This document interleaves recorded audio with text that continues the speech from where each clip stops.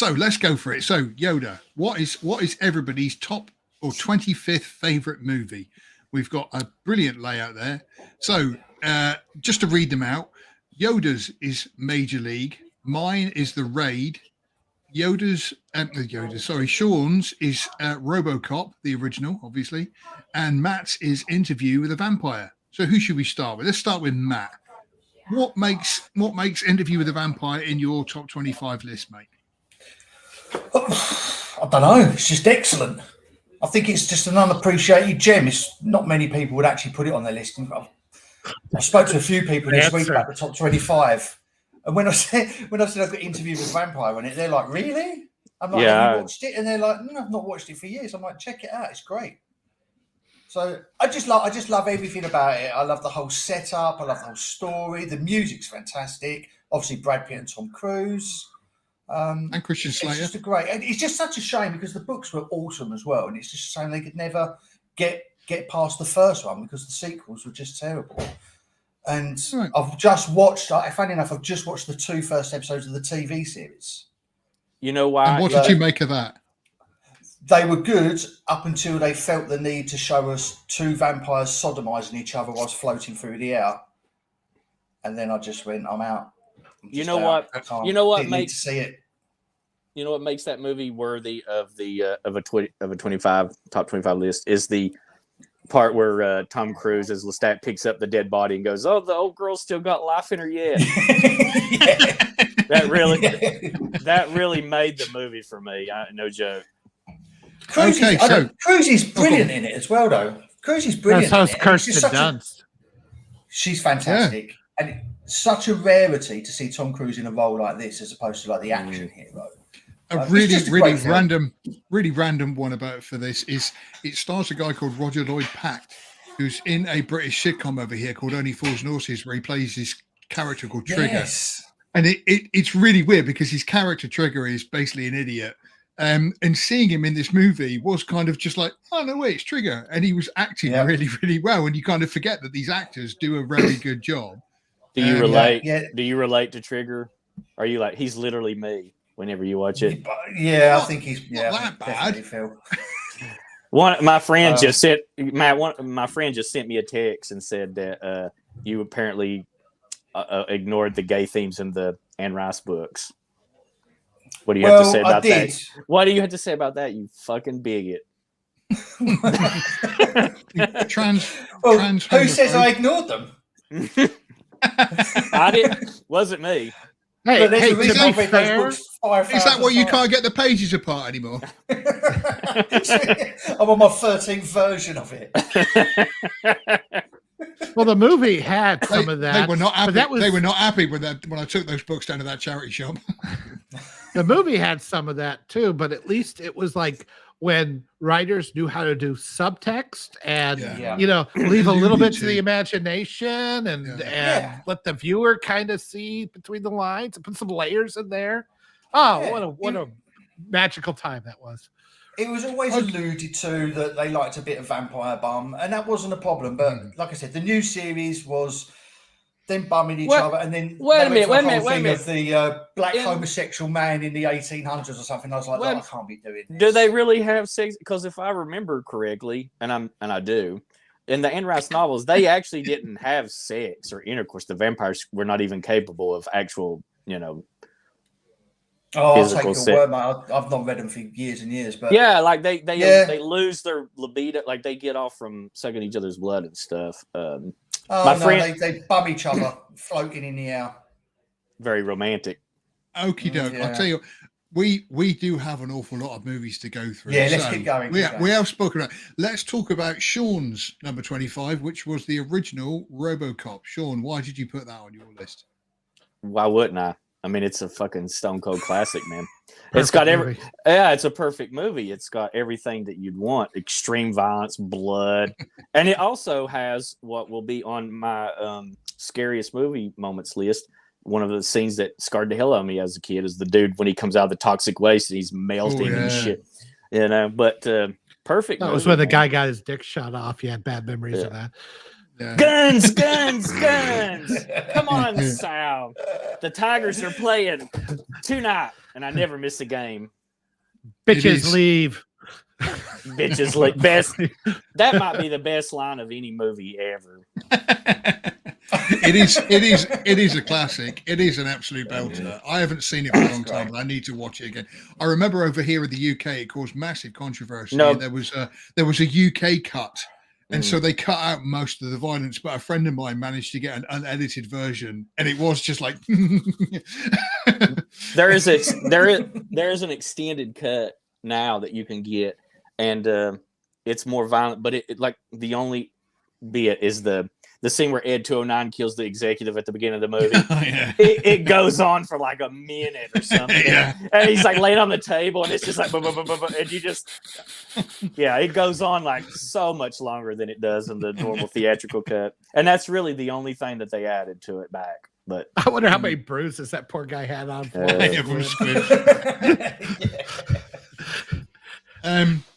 My 25th was The Raid. Now I actually put it down as The Raid and The Raid 2 because they are, to me, if I'm going to watch one, I'm going to watch both of them. That's cheating. Don't care. With them though, that it is just, again, they are just the perfect action movie of, I mean, the first one is called Raid Redemption, and obviously it's kind of about him getting redemption with his brother and everything else. And a lot of people say it's very much like Dread that came out, and the story is very similar, but the action is just unbelievably good. And the tension, the bit that always gets me is when him and his mate are in that false wall and the blade keeps coming through and it cuts across his cheek and he holds it to wipe the blood off as it goes through and stuff. Yeah. And it's just, both of them are an absolute masterpiece of work. Best martial arts movies ever made, in my opinion. And randomly, what I also like about it is it was made by a Welsh guy, but in Indonesia. This Welsh guy just Gareth Evans kind of came out of nowhere and just sort of made this unbelievably good film. And it was kind of like, who directed this? Oh, Welsh guy. It is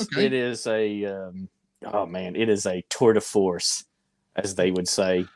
And have you seen it, Yoda? I know you have. Yeah, I've seen them both. Oh, yeah. I think I love them both, but I think the first one is a much better movie. Yeah, it moves. I think it's just so like it's tight. I think that scene. Yeah, the scene you're talking about where he gets the tension, where he gets his cheek cut and he has to clean the blade as the guy pulls out of his wall so he doesn't get caught, and it doesn't make any noise or anything. I mean, those kinds of moments, I don't know. I feel like it just got way too spread out a little bit in the second one.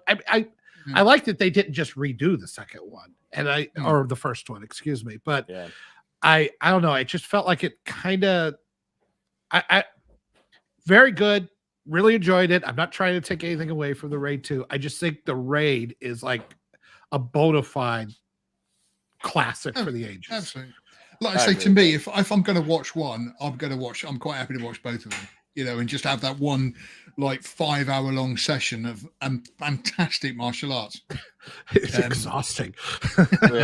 When you get that the payoff is the end of the Raid 2 when it starts, like, so his cover's blown and the whole thing. That's the payoff for setting through some slower moments, because it's just not so much the slower moments. I don't know. Maybe it's pacing. Maybe you're right. I don't know. The first one, I think I liked all the claustrophobia in the first one because you're stuck in that building. Yeah, that's true, yeah. Okay, so Yoda, your 25th was Major League. Yeah, so it's probably kind of an unusual one, or one you guys weren't expecting to see on the list. I have a real soft spot for those slobs versus snobs movie. Right. And there was a lot of them, starting with Animal House back in the day, and then I think probably the last good one, I think when finally the genre was done, was PCU in '94. So it almost had like 18-year run of those kinds of movies. You had Caddyshack, you say Police Academy. There was all sorts of twists on the genre. But I like Major League because it is just as funny as any of those movies, but it also has a sincerity and a sports movie aspect to it, of the team you want to see win. It never gets so silly that you don't, that they're not taking the actual game and the actual sport seriously, and that balance is really hard to achieve. And you got a lot of people in there that, you know, you had Charlie Sheen when he was young and he wasn't, you know, full of tiger blood yet. And AIDS. That's what I mean. That's what I'm calling AIDS. Yeah, tiger blood. Subtlety, Sean. Subtlety. Oh yeah, right. Yeah. Sorry, grid. Rene Russo, Tom Berenger, and Wesley Snipes in a very early role. And the guy who played the president, 24, plays this hilarious voodoo Jamaica guy. and Yes. and there's just great Corbin Burnson as the hoity-toity overpaid all-star that's kind of past his years. And all of it works. All of it just is, every bit of it is really, really funny to me. And so I picked it because I wanted to pick a slobs versus snobs. As much as I love Caddyshack and some of these others, they're all a little bit more one-dimensional, and this one kind of makes them both work somehow. And I never get tired of watching it. And then on top of it, you got Bob Uecker, who I think would be the greatest announcer of all times. When he's throwing, Charlie Sheen is throwing the ball and he's missing all over the place. He like hits it like 70 feet to the just a bit outside. He tried the corner and missed.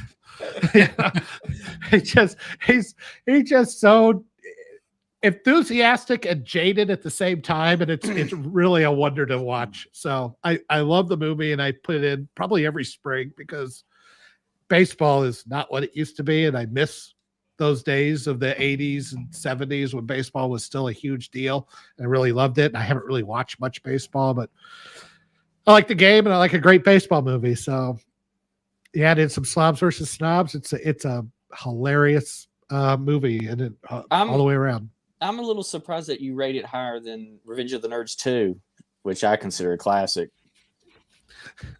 Now, come on. Revenge of the Nerds 1 had actual rape. Why would you not like that more? Because, you know, I hadn't thought about that. You're dumb. Well, I tell you why. Because the girl liked it in the first one. It's no good if they like it. Feel right. And make a note of that for our top 10 all-time titillating rape movie. And there we thought there was a level, and it's just way worse. Okay, so let's move on to our number 24, Yoda. If you can bring that up for us. Bringing it up now. There we go. Okie doke. So going in reverse order this time. Matt, you've got Young Ones. Let's try that again. Young Guns, not Young Uns. That's Young Guns. A completely different movie. Youngins? No, that's the one you watch at night when you hope that the Bobby. That's the one you watch after Cuties. Yeah, that's the one that you hope. That's the one he hopes the Bobbies don't find out about. This is our 100th episode, guys. We've got new people in the audience. Best behavior. Best behavior. Get it together. I thought for the 100th episode we were getting 100 offensive jokes. That'll be Sean, next week when nobody watches. Sean, you've got Repo Man. I've got Martyrs, and Yoda has got Shane. So let's go in a different order. I forget how this is going to go. How about you start us off, Yoda? What is it you like about Shane? The end? Shane, I love you, Shane. Actually, you say that, but I actually do love the end because it's like, does he die? Yeah. Going on. I believe he does, and that's the heartbreaking part of it. It's the death of the Old West. And for such an old movie, and when 50s movies were really lacking on subtlety when it comes to their Westerns, Shane is, I think, one that stands apart. And I remember this was a movie I ended up, we had to read the book and we had to watch the movie for like 8th grade English class or something. I know. And schools, torture centers. But the movie stuck with me for some reason. I remember us all, because 8th grade boys are psychopaths, so we were all making fun of it. But it was one that I, put in later in life, and I just really took to it. Jack Palance is awesome as Wilson, and Alan Ladd is great, and all the supporting characters and this whole death of the Old West and the taming of the West and all these thematic and symbolic things that are going on in it that are all represented by these different people. And Shane is guy just wants to put all that behind him and he can't. So you have kind of, it reminds me a little bit of Unforgiven sometimes.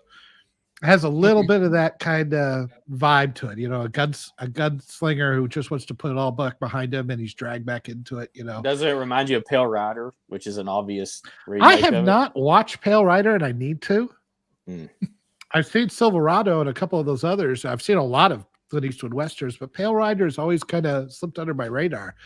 But somebody talked about it. I think it was Critical Drinker, maybe. He talked about it the other day, and I was like, oh, Jesus, my damn list keeps getting worse and worse, and I put all my time into this shit, so I don't have time to watch anything anymore. When you say worse, you mean longer?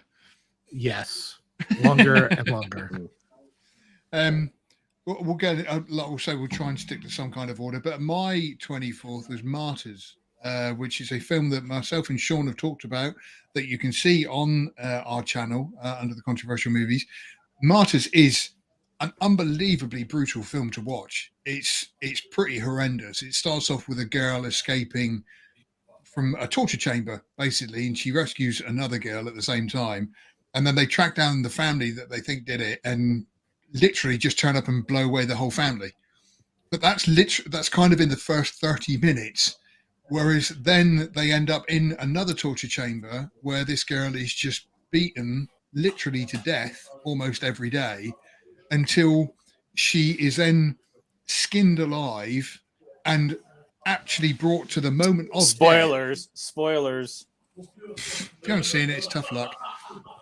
And you knew what this was. In the background? Who's talking in the background?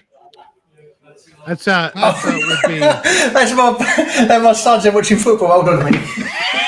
I was just sat there thinking, oh great, we've got ghosts. It's okay with this shit. Don't you beat your sons like all parents do? Yeah. No, they're bigger than me now. Oh, God damn it. I hate it when that happens. And so at the end of the movie, basically, it turns out that a sort of cult or an underground sort of group of supremacists of rich people are trying to find out what happens at the moment of death. And this girl is so close to death, she tells one of the people what happens, what's there, whatever it is. You don't hear it, but this woman immediately just goes off and shoots herself. And so for me, it's a film that just stuck with me for so long, because I still think about it now and thinking, what did she say? What could you possibly say that, the edge of death is actually like? And it's like I say, it's a brutal movie and it's a really hard watch, but at the same time, I think it's absolutely brilliantly made. Degenerate, that's what it sounds like. No, it's pretty good, but it's not for the normies watching, that's for sure. Yeah. Carl has just said online, just to get it up there, Yoda, he says, sounds like a brutal film. It is. It's horrible and it's really uncomfortable to watch. But to me, the ending of it, like I say, is just one of those films that stuck with me for years after I saw it. It's brilliant.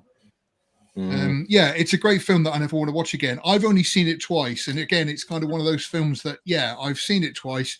It's not like I put it on every Christmas. Hey, kids, let's sit down and watch Martyrs. But it is a fantastically good film. It's unless they're really behind and still talking about Shane. I don't know.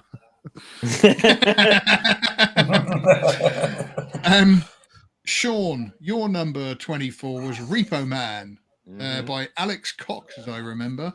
Yeah, what is it you love about that film? It's so insane. It's great. It's set in the 80s and it's about Emilio Estevez is a punk and he, through a weird series of events, becomes a repo man, and then they're on the hunt for a car that has an alien in the trunk. And it's sort of like a bunch of vignettes about LA life. And me as a citizen of LA my whole life, it really speaks to me. I'd go on. Is that Harry Dean Stanton in that? Yeah. He's anything with Harry Dean Stanton. If you get a lot of old grizzled Stanton, you got a good movie. Yeah. So is it one of those films that you watch and then think to yourself, "I'm never going to LA"? No, it's that's what the news is for. Yeah. No, that the movie actually makes you think it would be pretty cool, but no, right. Yeah, it's a really good movie. It's yeah, I think it. I was just gonna say I haven't seen it in many years, but I do remember enjoying it when I first watched it. Arrow Video has a special edition of it on Blu-ray that you can see with lots of extras and stuff. For those that care about that sort of thing, I would go on more about it, but you guys have spent like 10 minutes each talking about your movie, and watching the clock here. So that's cool. I mean, like I say, it's one of those films that I think is quite unusual, and I think but it's kind of one of those films that every cinephile should watch at least once in their life. Mm. Yeah, it's great. It really is a good movie. It's a lot of fun too. I'll have to put it back on the list. I like it. Matt, your 24th was Young Guns. Yeah, another Estevez one. Yeah, listen, cowboys, guns, shooting, violence, revenge. That's all you need to know. All the good stuff. All the good stuff. It was actually the film that made me like westerns, to be honest with you. No shit. I've got to say this as I was never really into westerns. I was more sci-fi, but I watched Young Guns when I was younger, and I was like, "Fucking hell, I'm all over it." Did you? I love the historical accuracy too. Yeah. There's rumours they're making a third. So, Old Guns.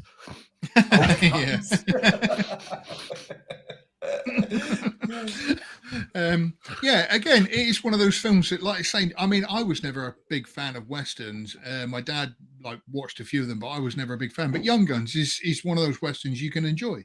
Mm-hmm. Yeah, it was a very 80s movie. Very western. 80s. Yes. Yeah. And Cole just said, it was the Brat Pack. It was the Brat Pack. Literally. Yeah.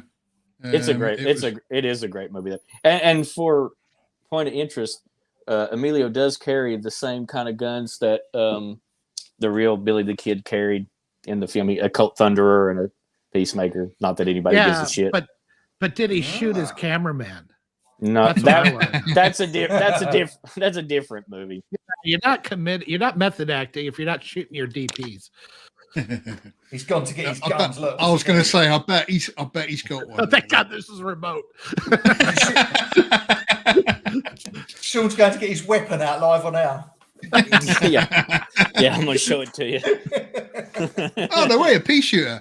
Okay, Yoda, could you call up 24 for right us? there? 23. Look how long the barrel is on it there, Feel. So again, in no particular order, Sean's is Red Dawn. Mine is Nightmare Before Christmas. Yoda's is Singing in the Rain, and Matt is Gladiator. I'll start this time. I do like a good musical. I'm not going to lie. I do like a good bit of music and something to sing along to. Nightmare Before Christmas is one of those films that's so beautiful to watch, and it has got a brilliant story about how Jack Skellington lives in Halloween Town, and every October 31st they come out and scare all the kids and everything else, but he discovers Christmas Town and doesn't realize that there are other holidays. And so when he sees Christmas, he thinks to himself, oh, I'd like to do Christmas. And I think there is the dark humor in there that obviously Jack Skellington, who is the king of Halloween, is then giving presents to children, which are like severed heads and snakes and stuff like that, which I do quite like. But I think the music is absolutely fantastic in it. There's some really good numbers, and I like I say, I'm a sucker for an animation, and I'm a sucker for a musical, and it is easily my favorite. I have always had a problem with that movie, which basically it appears that the message is know your place, don't try anything new, do what you're told. But I suppose you could look at it that way, but at the same time, I like the fact that at the end, Jack sort of says, "Oh, next year for Halloween, I've got some great ideas." So it is kind of about expanding your mind and sort of doing the best that you can, I suppose, in your own skin. But I never looked at it like that. Oh, well, you've just ruined it. Your dog needs to know his place. Yeah, sorry. Sure. Your dog needs to know his place. Bargain. I've never seen it, so I don't give a shit. Really? Oh man! Again, it's one of those films that should be. It's all right. I love it, and it. I know why it's. I understand why it's a classic. I get it. It just. I think part of it is also that it's been so hot topic to death. I'm just kind of like I'm over it. I just get tired of singing every year for Halloween and all the. Yeah, fair enough. I've actually got the soundtrack in my car, and I do like putting it on every now and then and singing to Jack Skellington. This is Halloween. This is Halloween. Anyway, right, Matt, you've made a mistake in this list here because your number 23 was you've put The Thing, but it's got a Gladiator. Spoilers for the next one. Oh, I might have changed it. You put Gladiator. So I mean, the picture is the law. Yeah, it's obviously a stupid one to say, but why do you like Gladiator? Blood, guts, fighting, Romans. Yeah. Tigers. Do the speech. Do the speech. No, I'm not doing a bloody speech, but it's just. I stumbled across it on Sky the other night, actually, and I was like, do you know what? I forgot how good this film was. Oliver Reed as well. Yeah. CG Oliver Reed as well. Towards the end, yeah, it was. Yeah, I mean, what can I say about it? It's just an all-round awesome film, and obviously Hans Zimmer's soundtrack. He's just golden. I mean, it's kind tremendous. I want to say a timeless story. It's one of those stories where it's kind of like the same as Ben-Hur and a few other films where it's kind of like a fall from grace and then getting yourself back up there. But again, it's just so beautifully done. Like I say, with the music and I remember this is so stupid. I remember somebody saying about the special effects in it, and I was going, special effects in Gladiator? Yeah. Yes, they didn't build those arenas, Phil. Oh yeah, that makes sense. They just rebuild them. Yeah, it's great. Yeah. I just DC fanboy films. You got obviously Jor-El, Wonder Woman's mum, and the Joker. I just keep thinking of the movie Airplane. Do you like movies about gladiators, Billy?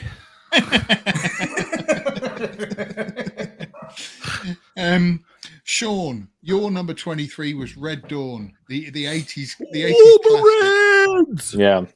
What is not to like? The John Milius written and directed classic of commie killing. I mean, it's every boy's dream, isn't it? Where it was in the 80s.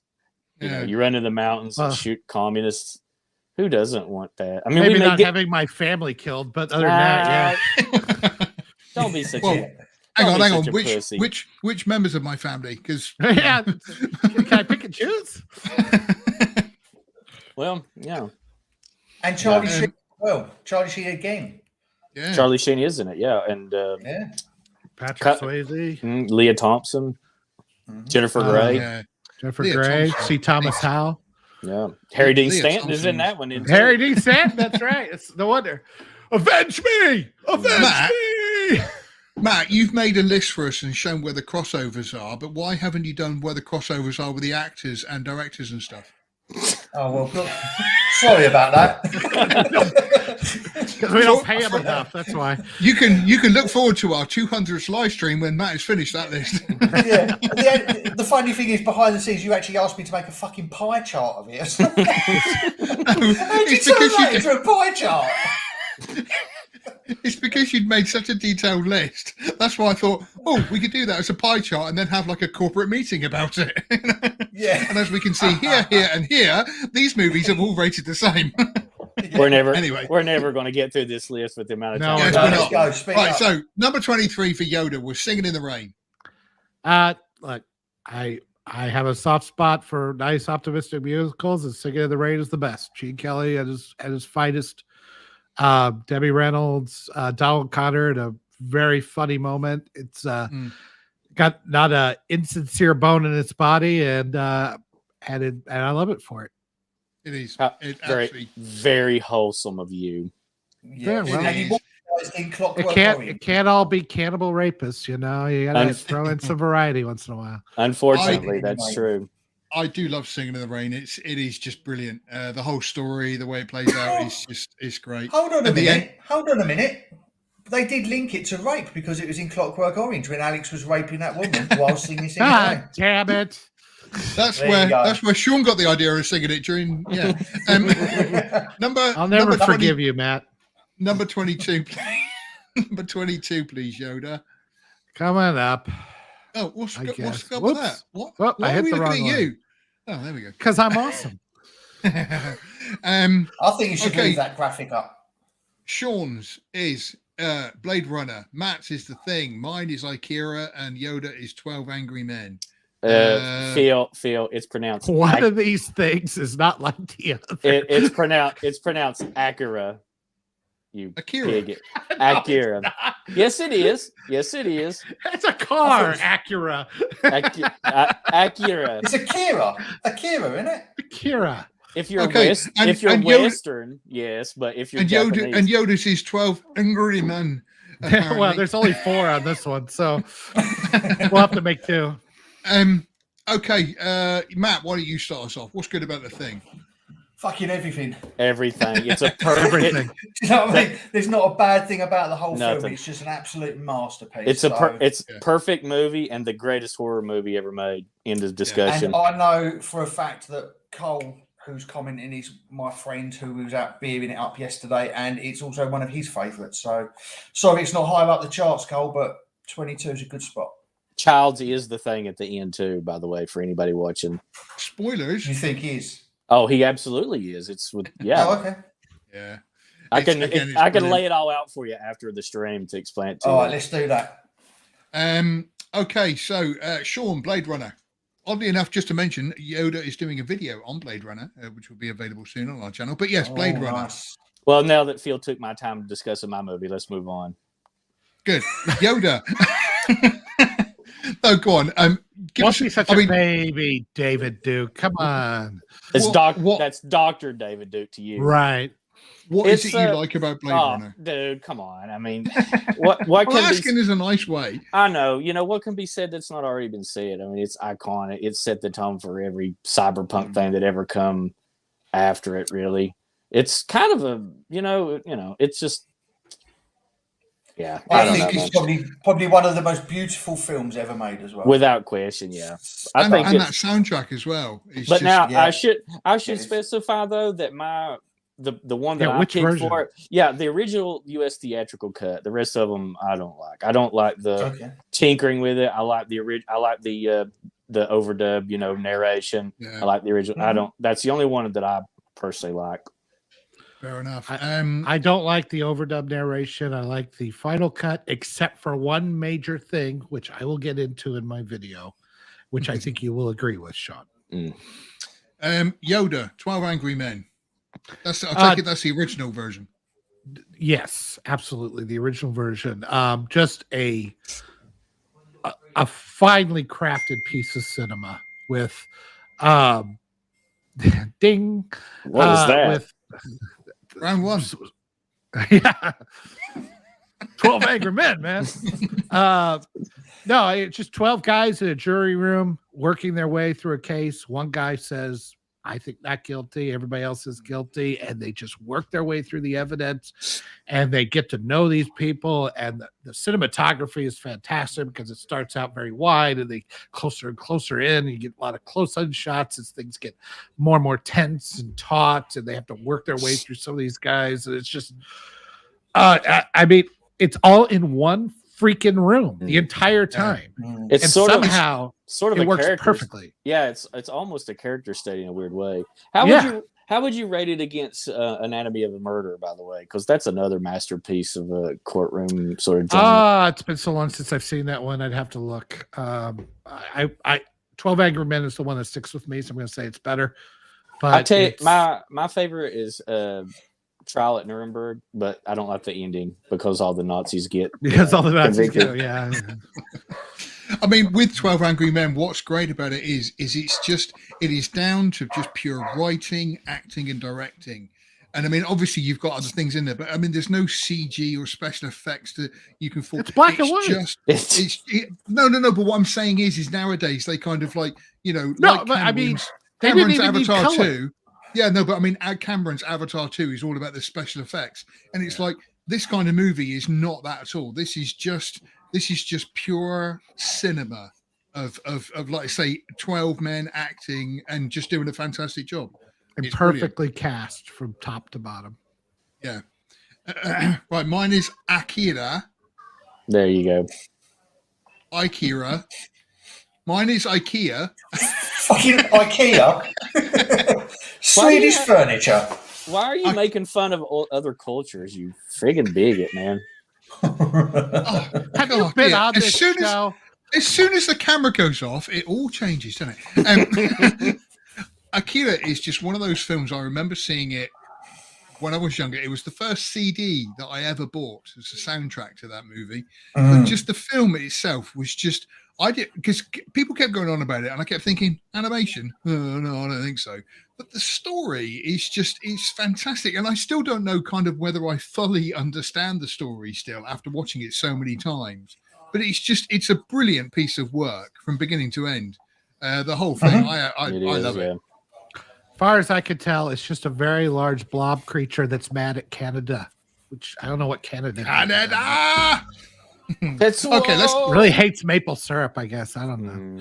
Let's call up 2021 then. All right, coming on up. There we go. So my 21 is Wicker Man. Matt's is Silence of the Lamb. Sean's is Predator, and Yoda's is Superman the movie, the original original Superman. I'll start if you like. Wicker Man is completely and utterly bonkers and has the best ending to a movie ever. Nicolas Cage's best role.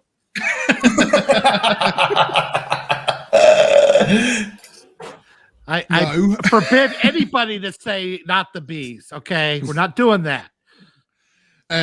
For those of you who haven't seen it, the story is a policeman goes to find out to investigate the murder, or no, to find a missing child that's gone missing on this island, and he gets to this island. I forget Epstein Island. He's never going to find him. Well, I have found her. She's over there, and there. And basically on this island is a cult of people who still believe in human sacrifice to please the gods for their harvest. And it is totally and utterly bonkers. Seeing Christopher Lee dancing and prancing around, singing these sort of like folk songs and stuff is. You've got Britt Eklund, who dances around naked singing as well, which is worth watching just for that. But the end of the movie, spoilers if you haven't seen it, you're an idiot. But the end of the movie, I still remember the first time I watched it. I didn't know much about it. And they put this policeman inside the Wicker Man and set fire to it. And I was sat there thinking, he'll be right. He'll be right. You know, somebody will come along in a minute. He'll be fine. Is that a helicopter just behind the Wicker Man? Yeah, it's a helicopter. Oh, no, it's not. And then the credits start to roll and he's just screaming. And it was just, I just remember sort of sitting there quite stunned at what had happened in this movie, because, you know, movies are always kind of like the good guy wins and the bad guy loses. Whereas in this, that's not what happened at all. And it completely blew my mind. And I loved how, like I say, I just didn't expect the end of it at all. It's a bonkers movie and I absolutely love it. It's all right.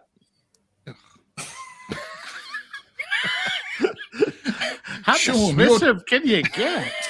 Sean, your 21 was Predator. That's all right.